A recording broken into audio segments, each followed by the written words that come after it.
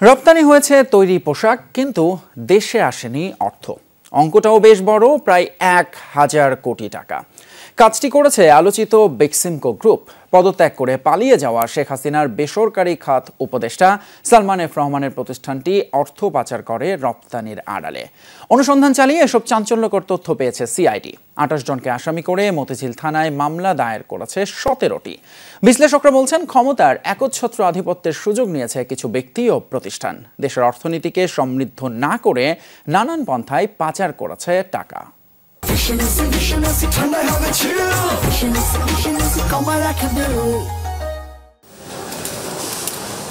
NEET কিংবা oven পোশাক পণ্য উৎপাদনে বড় অঙ্কের বিনিয়োগ করেছে বেক্সিমকো গ্রুপ।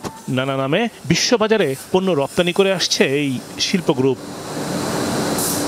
তবে সরকারের কাছ থেকে নানা সুবিধা নিলেও তার সুফল পায়নি দেশের অর্থনীতি। রপ্তানি হয়েছে ঠিকই, কিন্তু দেশে আসেনি সেই অর্থ। পোশাক পণ্য রপ্তানি করে কয়েক বছরে বেক্সিমকো গ্রুপ দেশে আনেনি প্রায় $৮৩০ লাখ, টাকার অঙ্কে যা প্রায় ১,০০০ কোটি। অনুসন্ধান করে এই তথ্য উদ্ঘাটন করেছে পুলিশের অপরাধ তদন্ত বিভাগ বা সিআইডি। বেক্সিমকো গ্রুপের ১৭টি প্রতিষ্ঠান জনতা ব্যাংকের দিলকুশা লোকাল অফিস ও মতিঝিল শাখা থেকে ৯৩টি এলসি ও সেলস কন্ট্রাক্টের বিপরীতে পণ্য রপ্তানি করে। আদতে রপ্তানির আড়ালে অর্থ পাচারের এই আয়োজন সম্পন্ন করেছে বেক্সিমকো গ্রুপের vice chairman Salman F Rahman এবং তার ছেলে শায়ান ফজলুর রহমানের দুবাই ভিত্তিক প্রতিষ্ঠান আর গ্লোবাল। থানায় আপনারা সিআইডি দিয়ে আপনারা ১৭টা মামলা এজাহার দিয়েছেন, আমরা সেগুলো এজাহার হিসেবে রেকর্ড করেছি। আমরা শুধু রেকর্ডিং অথরিটি, আর মামলাটা এগুলো সব সিআইডি শিডিউলভুক্ত এবং সিআইডি তদন্ত করবে। সিআইডির মামলার আসামি ২৮ জন। বলা হয়, শারজা, সংযুক্ত আরব আমিরাত ও সৌদি আরবের ঠিকানায় রপ্তানি দেখানো হয়। অর্থ পাচার হয় জার্মানি, নেদারল্যান্ডস, যুক্তরাষ্ট্র, তুরস্ক, শ্রীলঙ্কা সহ বিভিন্ন দেশে।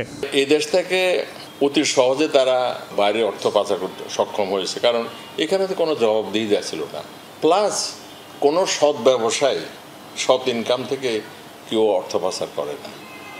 অধিকাংশ এগুলো হচ্ছে ওই ব্যাংকের টাকা ঋণ খেলাপি হইয়া বিডিংয়ের মাধ্যমে ওই খুব বেশি উপরে নিয়ে আর ঘুষ দুর্নীতির মাধ্যমে।